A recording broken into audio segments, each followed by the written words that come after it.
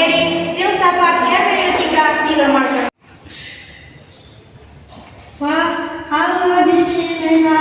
Apa kabar? Alhamdulillah aku baik. Alhamdulillah aku juga baik. Kamu apa selesai? Oh, alhamdulillah baik.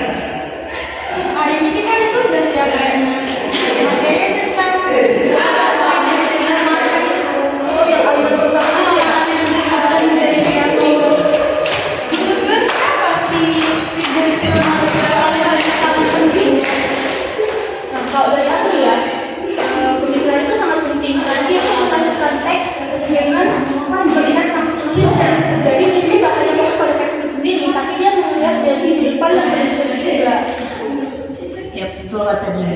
Schillemarker itu telah mengembangkan konsep lingkaran hermeneutika.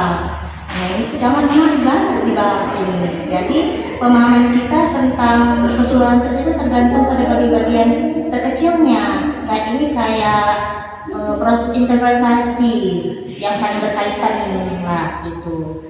Dimana kita harus bolak-balik gitu, berbolak-balik dalam teksnya antara keseluruhan bagian-bagian terkecil agar kita dapat memahami itu teks tersebut. Iya ya, tapi kalian tahu kan siapa sebenarnya Schillemarker ini? Jadi Schillemarker ini bapak modern, dia kayak belajar tentang aliran-aliran teks gitulah. Jadi dia kayak tentang linguistik, psikologi. Jadi benar banget sih kenapa Schillemarker itu sangat penting, aliran-aliran yang sangat penting karena di sisi Schillemarker dia fokus kepada pendekatan linguistik dalam memahami struktur bahasa. Tapi selain itu dia juga membuat pendekatan psikologis, bukan hanya kayak bahasanya.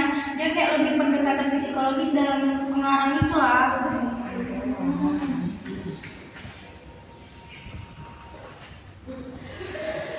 Nah, aku rasa juga sangat penting ya, apalagi kalau kita berbicara tentang teks yang memiliki makna yang lebih dalam, seperti karya sastra atau teks keagamaan gitu. Dengan memahami kondisi psikologis penulis, kita bisa mendapatkan gambaran lebih jelas tentang emosi, pikiran, dan maksud yang mungkin tidak jelas di tulisan itu sendiri gitu. Ini membuat interpretasi menjadi lebih hidup dan penuh makna. Begitu apa ini dengan pendekatan psikologi kita bisa memahami konteks balik teks itu. Misalnya kenapa seorang penulis atau menulis dengan nada-nada tertentu atau memiliki kata-kata tertentu. Ini memberi dimensi tambahan dalam memahami teks yang mungkin nggak bisa lagi kita dapat hanya dengan melihat aspek bahasa saja.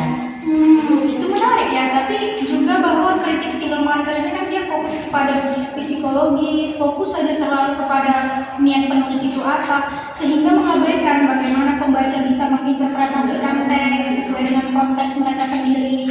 Harusnya harus fokus kepada maksud penulis atau pembaca berperan besar dalam interpretasi. Menurut kalian kepada penulis atau pembaca sih sebenarnya yang harus dibuat Schillemarker ini?